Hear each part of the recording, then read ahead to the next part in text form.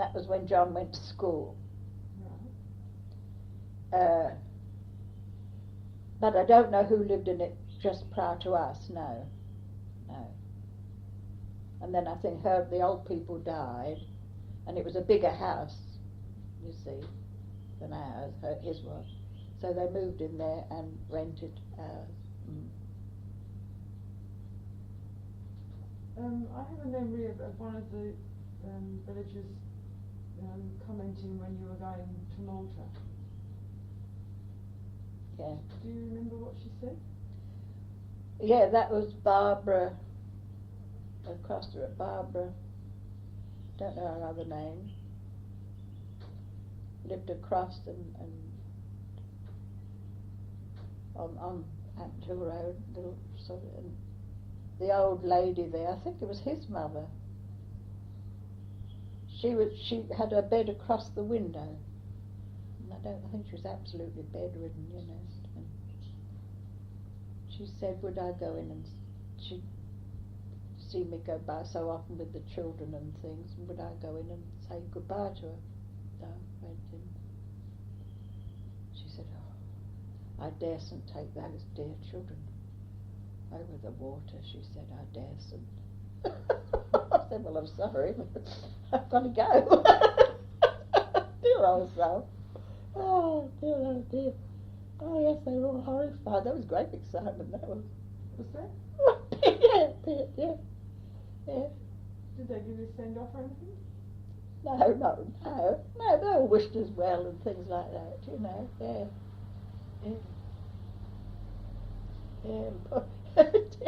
yeah. John was marvellous then. He got a folding up pram that I could take on the boat, and I don't know, no, he was pretty good. Did the church feature in your life at all? No, not much, love, no. Not a lot. I can't even remember the first.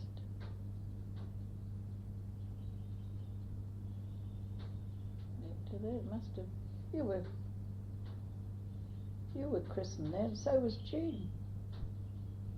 You were confirmed there, weren't you, both of you, I think, I used to go now and again, and midnight service at Christmas and things, but Ian was the one that was the church goer, really. I used to go to communion with him some Sunday mornings. Dad wouldn't. That was later, though. Yeah. So who was the rector in those days? Do you have any reflection who the rector was? No, the only one I can remember was when Ian was older, yes, and he was a very, very clever, not a bit academic, not a bit suited for a village. He was much too sort of, you know. That was Mr. Adams. Mr. Adams, and I think that he was the one that influenced Ian a lot. Yeah. But who conducted your mother's funeral then? I can't remember, lovely dear. I can't remember who did that now.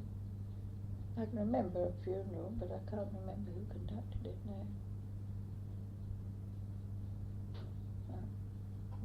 What sort of a funeral was it?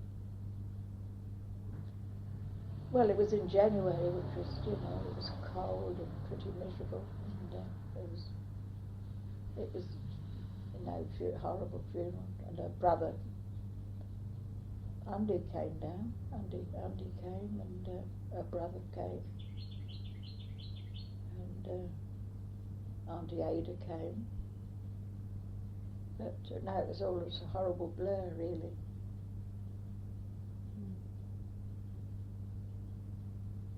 I was going to ask you something else about that, but it's gone. Oh, the date of death. When did she die? Can you remember what year it was? No, well, I can't remember the date. It was in January, but I'd have to look it up, love. But I would have been probably about 2? No. You were a year in the November, and she died in the January. That would have been 43 then.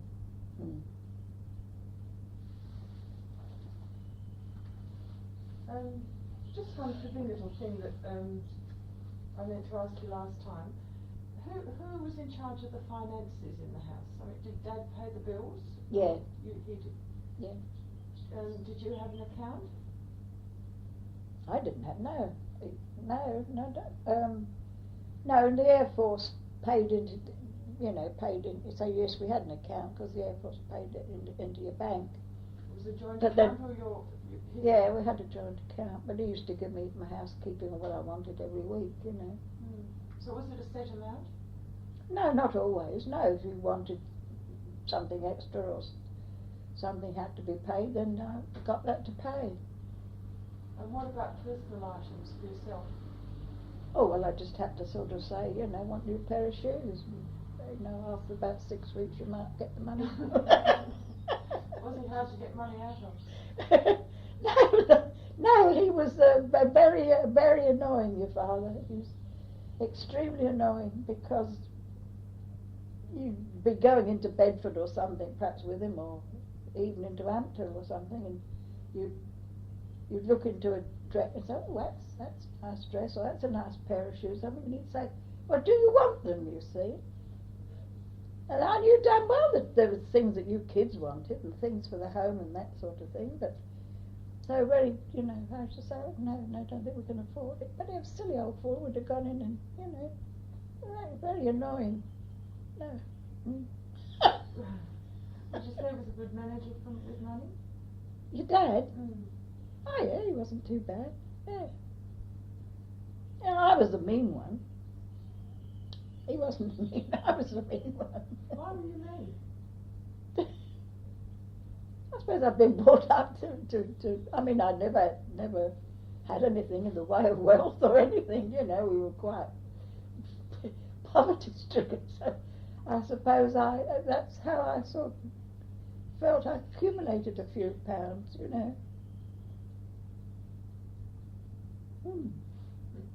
did you save from the housekeeping, did you? If I could, yeah, if I could. Did you get your clothes second hand or? No, not in those days. I don't think we had op shops or anything much, and we had jumble sales. But you see, you wouldn't, because you wouldn't be seen going around the village with the dress that one of the villagers had. So that was no. Did you sew? But no, I wasn't. No, oh yes, I did for you. Sort of, I could make your little dresses and things, but not for myself. I wasn't doing. I knit. I used to knit. But quite a lot of hand-me-downs. You kids were quite lucky. I mean, I got I suppose people used to hand me down things, cousins and one thing and another. So hand-me-downs is okay from relatives, but not from villagers? Well, for kids. Yeah. Yeah, for children.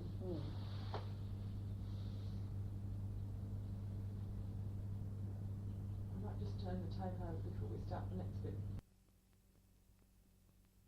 Apart from that, hadn't I? Well, you did mention See, that they were living with you. Well, no, when war broke out,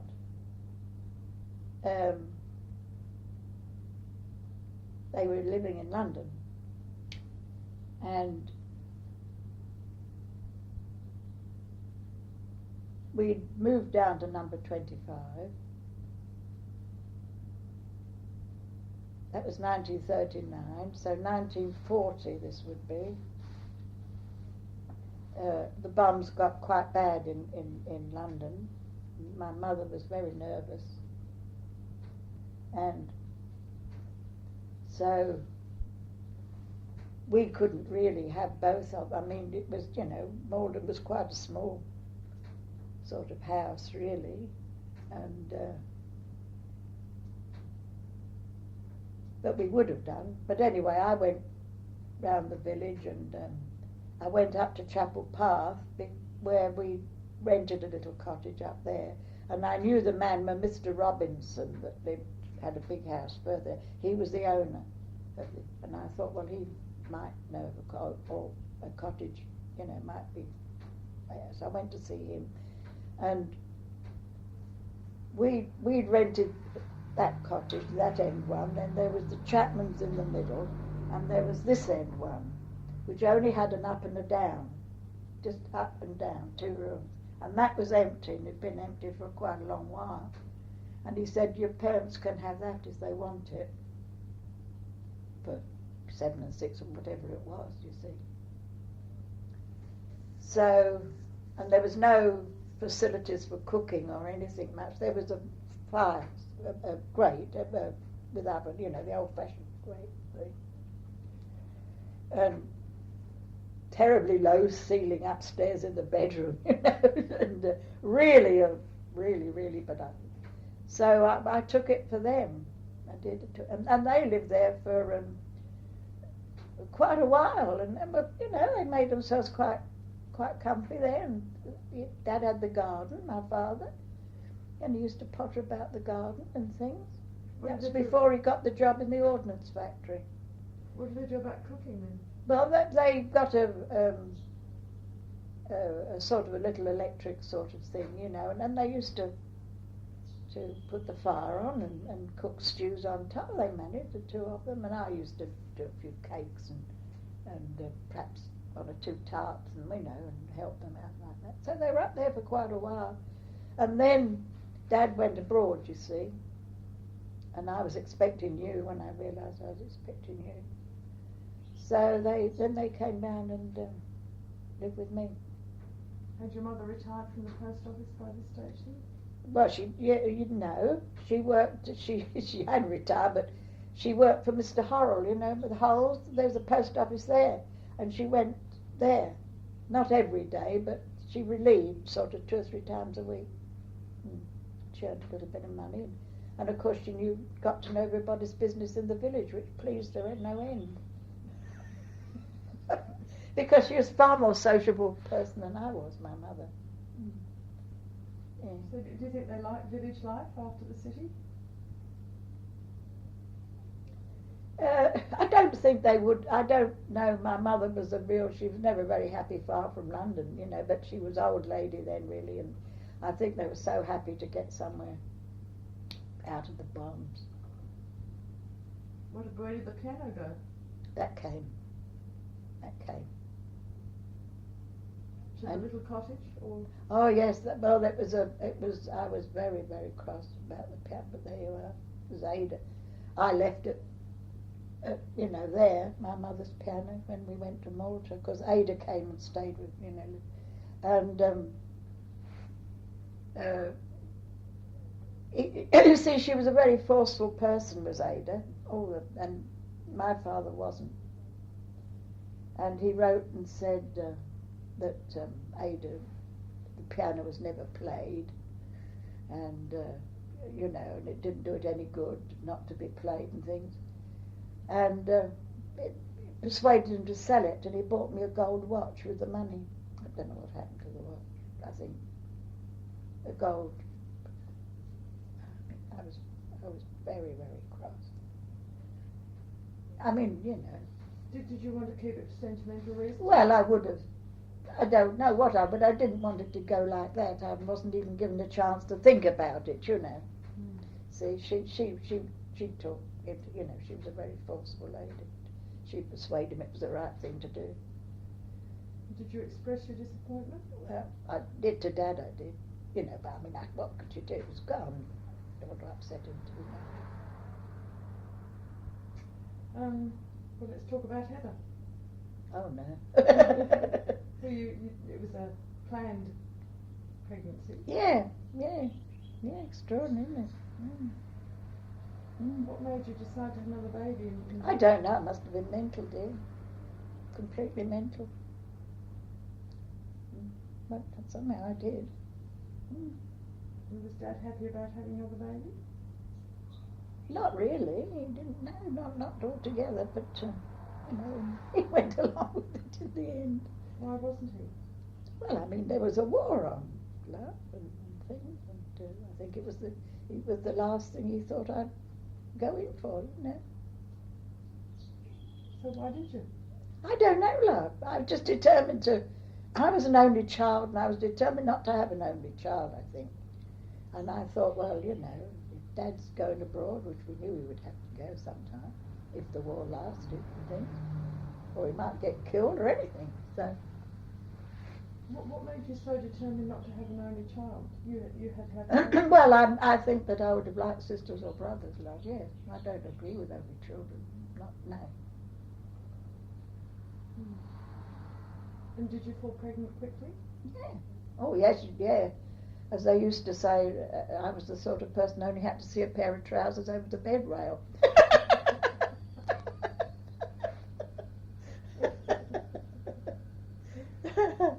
Oh, dear. Did you have a good pregnancy? Yeah. Oh, yes, quite good.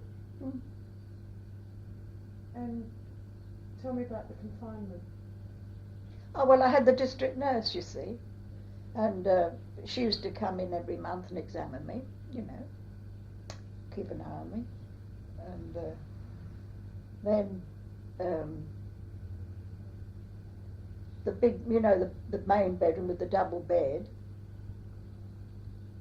because that had a fire, you could have, you see, this was getting on for winter, could have a fire in it and things, and we arranged that. And my mother and father slept in the other room, the other bedroom, and Ian slept downstairs. And in the lounge room, you know. That lounge room had been everything. And yeah, and I don't know, I suppose it was the middle of the night or fairly early in the morning. And I had to call Grandad up then, but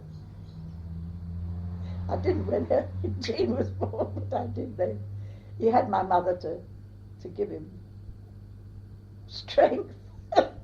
So poor old devil, he had to get up and walk up the road, past the up Ampere Road, just past the school up there where the district nurse was in a bungalow up there. Get her up, down she came. Oh, it wasn't, you know, you were born fairly quickly, 2 or 3 hours, and, you know. At night? No, about 7 o'clock in the morning, I think, yes. So I must have sent him up perhaps 2 or 3 in the morning. And why a home birth? Well, they wouldn't take you into hospital if it wasn't going to be, as far as they knew, complicated, because they wanted the beds, you see, for the bombed out people and the wounded and that sort of thing. Yes, but as it happened, the afterbirth wouldn't come away. So the doctor had to come in the end that morning. And our doctor, forgotten his name too. He was a very abrupt man, but he was a foreigner. He was Dutch. Van something. He was Dutch. He was a good doctor. He came and did the trick in a minute. And how did you find a home birth after having had a hospital? Oh, it was the easiest birth, far. Yes, because more relaxed, love. You weren't bundled into cars or ambulances and shoved down hospital corridors. And no, you stayed in your bed, you know. Oh yes, it was, you know, very good. And then did you send Dad a telegram? Yes. And did you want a daughter? Yes, Heather. But Heather's arrived. Yes. So you decided on names and Yes. everything? Yes. And how did Ian react? Oh, he was thrilled to bits. Oh yes, he was thrilled to bits. Yeah. My mother, see, she was very good. She looked after him, but he used to come up and sit on the bed with me, and I used to read him stories, and you know, while I was in bed and things like that. Yeah, he was a good little soul. As long as you read to him, he was all right. Like Matthew. And how long were you in bed for? Oh, you had to stay 9 days, and then 10th day you got up. Same old thing, you know. And what sort of a baby child was she? You were a beautiful baby. You were the nicest of the lot. Well, anybody think I'd had 6, but yes, you were a lovely baby. Beautiful baby you were. Physically, but what about personality? Oh, you know, you were all right, but you were thoroughly spoilt when you got to be very knowing, because my father and mother were living there, you know. They doted on you. They doted on Ian, but I mean, you were the baby, you know.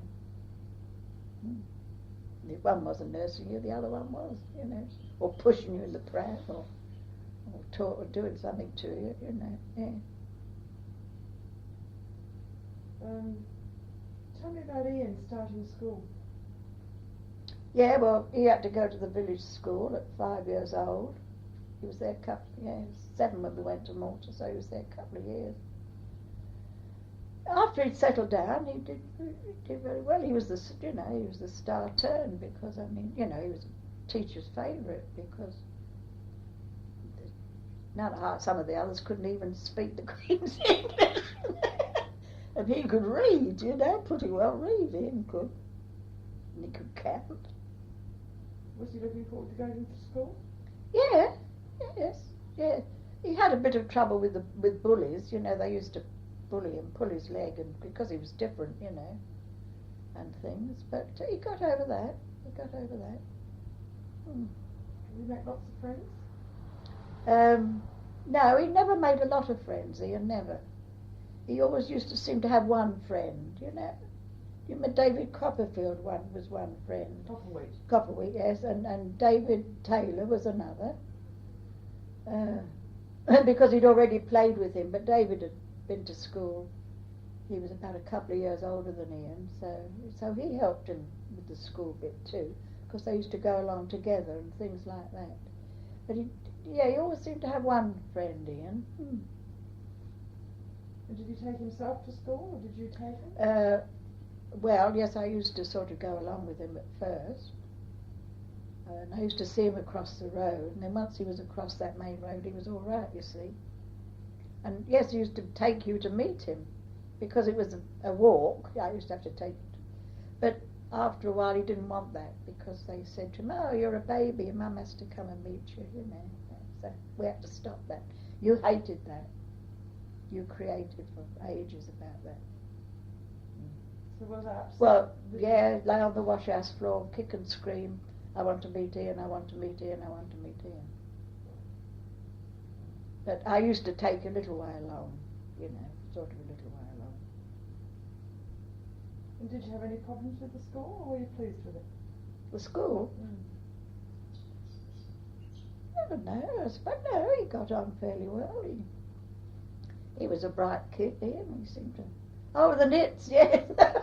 Haven't I told you about the knits? No, I'm not talking about knits. Oh, yeah, well, it was these Irish Mahonies. He was sitting next to this Mahoney girl. And one day I was combing his hair, and this little, you know, crawling in his hair. And I'd never seen one before. But I don't know why I realised what it was. You know, something seemed to tell me what it was. And I got the district nurse and confirmed what it was. You know, they made, you know, and I went up to Mr. Parks, the headmaster, too, and slung up at him. Oh, did I sling up at him? And it was in the end, it was found out that this Mahoney girl started it off. And then I had to keep you away from Ian, you see, because you used to get into bed with him every morning. And you couldn't understand why you couldn't get into bed with Ian. But I told the district nurse, because she came down with this stuff and, you know, helped me to. She said, "Oh, I should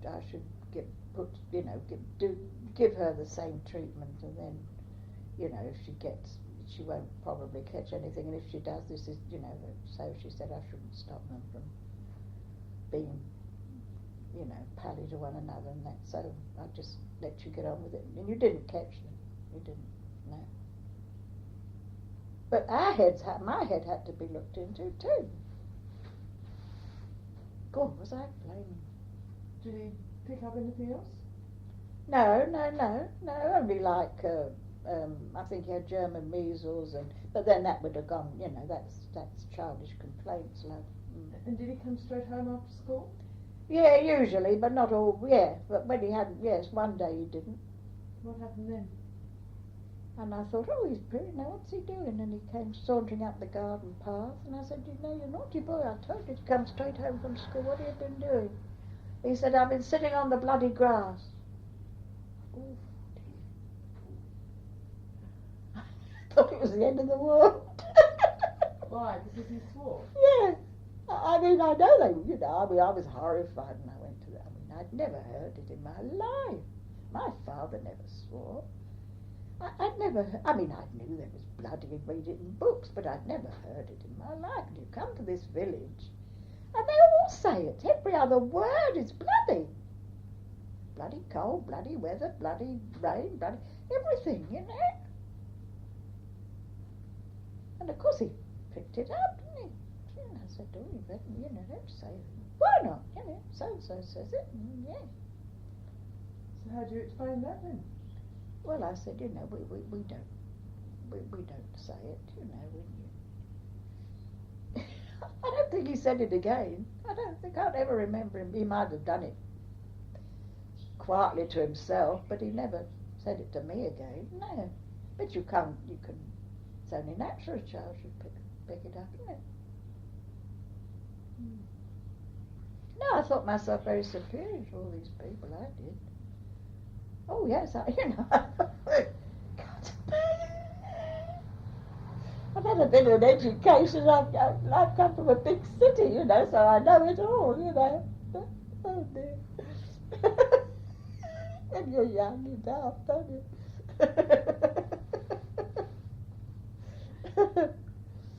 What sort of things did you do for relaxation in those days? Did you go for walks or? Oh well, yes, yeah. Oh yes, I used to push into Ampthill to shop, because that's about 1.5 miles, I think. I used to, once or twice a week, we'll push the pram in there, back again. Occasionally go into Bedford or Luton on the bus. But otherwise, I mean, you were sort of busy all day with one thing and another, with washing and ironing and cooking and looking after kids and things. And what about films? Did you ever go to? No. The only film I can remember was when Gone with the Wind came to Ampthill. And Mrs. Taylor went to see it, and she said to me, oh, you must go and see it. And I said, well, I can't, how can I go and see it? Oh, she said, well, I'll look after Heather. You go to a matinee, and I'll look after Ian after school. So I went to this matinee with Gone with the Wind, which was about 4 hours, Oh, I enjoyed it, yeah. So she was very good. She kept you both there. Yeah, she was very good. So that's about the only thing I can remember. And did the two children play well together? You and Ian? Oh yes. Yeah. What sort of things did we do? Oh, the kitchen, you had the table. Dad sent in this, after it was from abroad it came, a castle that you put together, all these soldiers, and you had all these soldiers, toys, tin soldiers, and you had battles and things, and goodness knows, backwards and forwards on the dining room table, and you kneeling on one chair one side and him kneeling on the other, and all the flags you had to I don't know, awful carry on it was, and you couldn't move anything, You used to amuse yourself for ages. No, you were very, a bit like Sarah and Matthew. And when Jean came along? Oh yes, she put the the pictures, didn't she? How did that change the relationship? It didn't change the relationship between you and Ian. No. But did the three children play well No. together? See, Jean was too young. I can always remember when we went to Malta. We only had 2 bedrooms, but Jean was only 6 months, 9 months, I think. 9 months, so she had a cot. And so we had a big bedroom, and we had her cot in our bedroom, because no way would you have had her sleeping in with you two. No way. And you had all your bits and pieces all over the, and all that. And there was no door on your bedroom, so you barricaded it. barricaded it up. And poor little soul, she'd want to get in, you know, when she was just toddling. She'd stand at this barricade, you know, and look at you and Ian playing and that. You wouldn't let her in.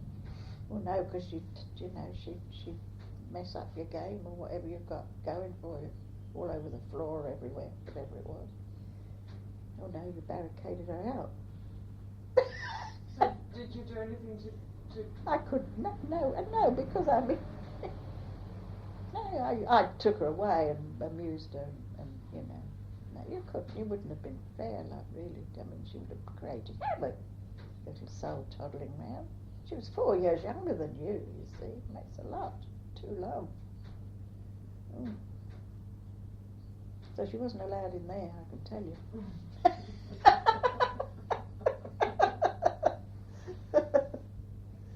Oh dear. I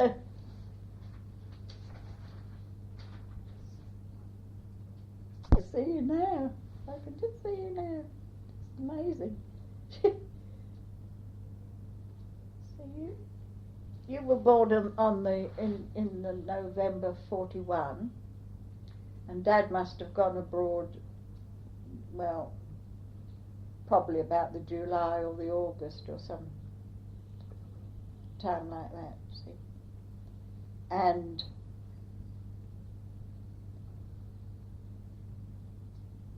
you would have been nearly 3 for the time. I can't remember the time of the year. I don't think it was winter. It was probably summer when you came home. You must have been the 3 in the November, and you came home during, you know, perhaps that summer or something. And you were in a cot.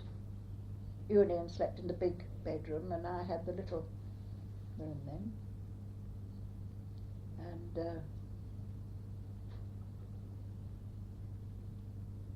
Ian had his bed, and you used to climb over your cot when you woke up in the mornings, you know, and either get in with Ian or run into me or do, you know. Right? So this morning, you know, we woke up and things, and then we heard pitter-patter and, you know, and I don't know what, talked to Ian a little while or something or another, and I think Ian said to you, Daddy's home. And you said, oh, you know who the hell that woman was talking about. And then this little face appeared round the bedroom door, you know. Great-eyed. You know. Because we were sitting up in bed by then, we knew you were both awake, you know. Yeah. You, Ian! Ian! There's a man in this bed! There's a man in this bed! It's so funny. That's Daddy.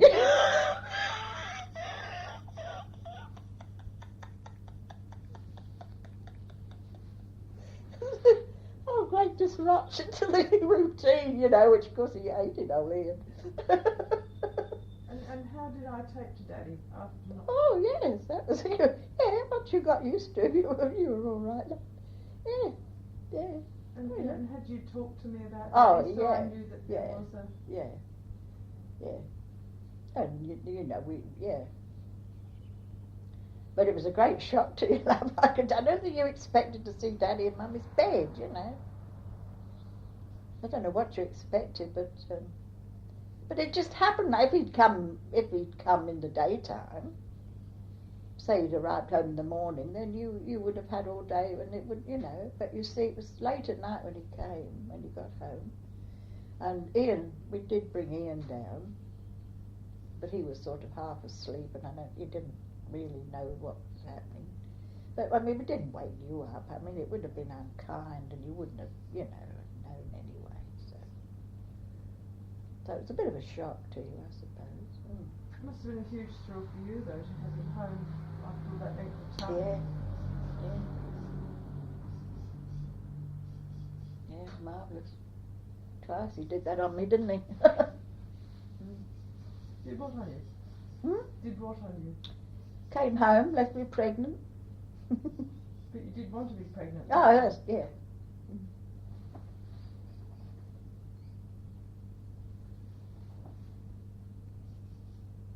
And he got a commission, didn't he, before you? Yeah, yeah, he was flight sergeant when he came home. Mm. And was he flight sergeant when you went to Malta? No, he got his commission when, no. Flying officer then?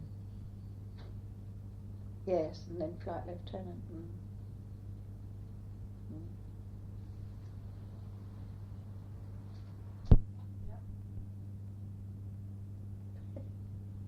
But he was always known as the Sarge. And then what happened when he got his commission? Did he have a new uniform or something? Oh yeah, oh yeah. Yes, the officer's uniform's quite different to other ranks, love. Better material and differently cut a bit, and oh yeah. So he was known as Sarge in the village, was he? Always known as the Sarge. And what happened after he got his commission? He was still the Sarge. I don't think they realised how they wouldn't know officer rank from. But what were From you the telling me dustman. just now about their reaction to his... Well, they did sort of stare, you know, and some of them sort, you know, and, yeah. That's bad. I don't know what they thought. I didn't say anything. I don't know what they thought, but you could tell that they, you know. They were impressed. Yeah. Did he fraternise much with the... Oh yeah. Yeah, he played dominoes at the George. He was domino. Yeah. Belonged to the domino club or whatever it was. Did he, and like you said that you thought you were cut above the villagers. He didn't. No, he integrated better than I did. Yes. With the men? Yes. And was there a sort of a society of men that met at things like dominoes and Yeah. pubs? Oh yeah. Yeah. Yeah. And was there something... Each pub had its clique. Of men? Mm. And what about the women? Well, I think there's some of the wives used to go, and I used to go sometimes and have a drink. But did they have some similar sort of thing like women's organisations? Not that I never joined in. No, they had the Mothers' Union, and but I never. No. So how did women meet each other then? Well, I met some through the baby clinic. They had a clinic. You took your baby along, and there was things that if your child went to school, they had like school sports and prize. You know, you met then.